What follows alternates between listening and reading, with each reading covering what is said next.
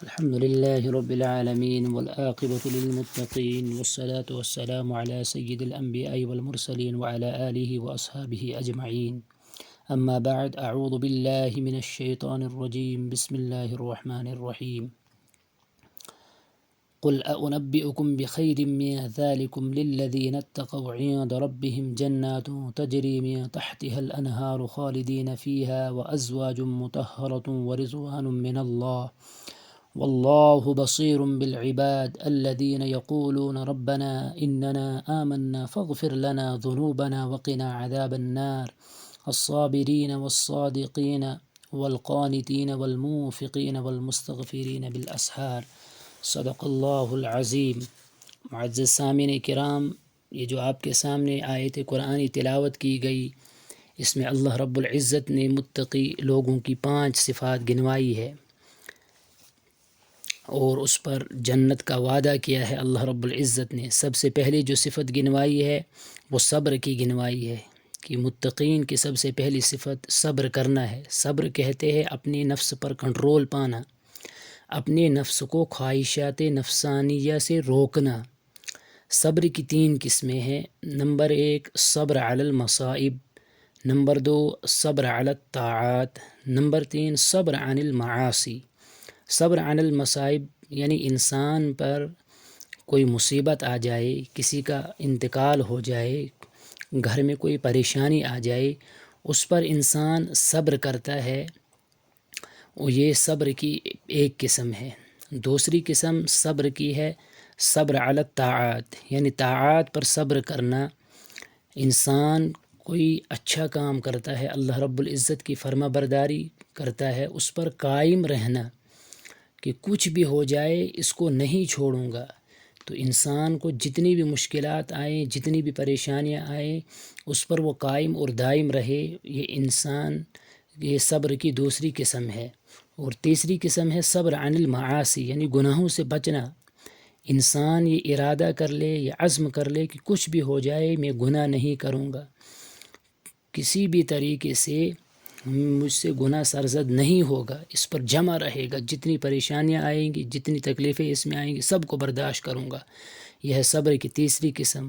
اور صبر کی تیسری قسم یعنی صبر عن المعاصی ہی صبر کا اعلیٰ درجہ ہے کہ اپنے آپ کو انسان کا نفس کہہ رہا ہے کہ ایسا کرو جو کرنا درست نہیں ہے، جو کرنا اللہ رب العزت کی رضامندی کے خلاف ہے، اللہ اس سے راضی نہیں ہے، اس پر انسان اپنے نفس کے خلاف کرتا ہے. تو یہ صبر کی اعلیٰ قسم ہے، اس پر انسان کو ثواب بھی بہت زیادہ ملتا ہے. اور دوسرے نمبر پر صبر علی الطاعات ہے، اور تیسرے نمبر پر صبر علی المصائب ہے.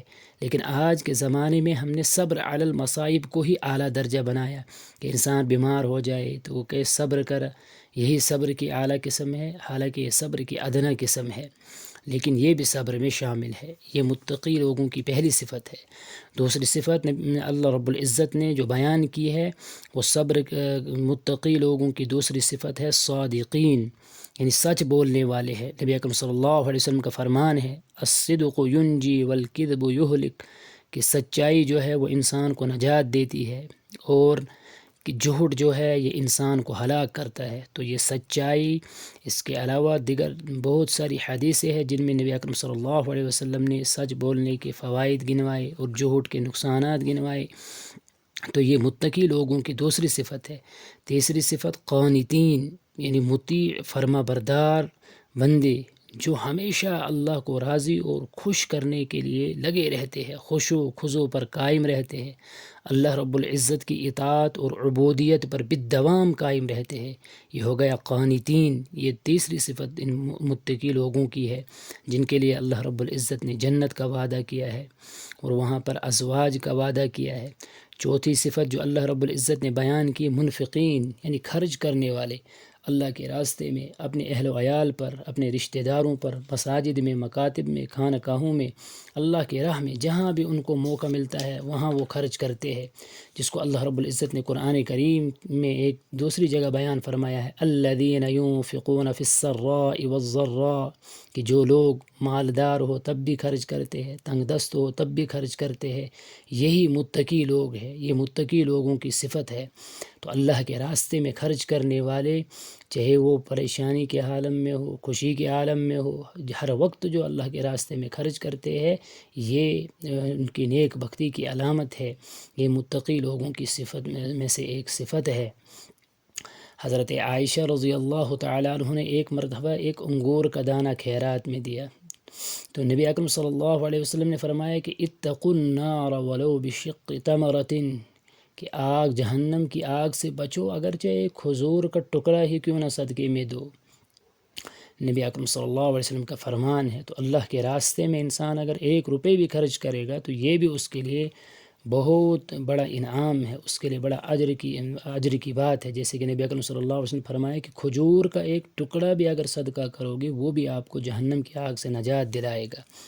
5ویں قسم جو اللہ رب العزت نے بیان فرمائی وہ ہے کہ متقی لوگ رات کے آخری حصے میں استغفار کرنے والے ہوتے ہیں، کہ اللہ رب العزت کے سامنے اپنے سر کو جھکانے والے ہوتے ہیں، اللہ رب العزت کی فرما برداری کرنے والے ہوتے ہیں۔ بعض حضرات نے فرمایا کہ المستغفرین بالاسحار سے وہ لوگ مراد ہے جو فجر کی نماز پڑھتے ہیں۔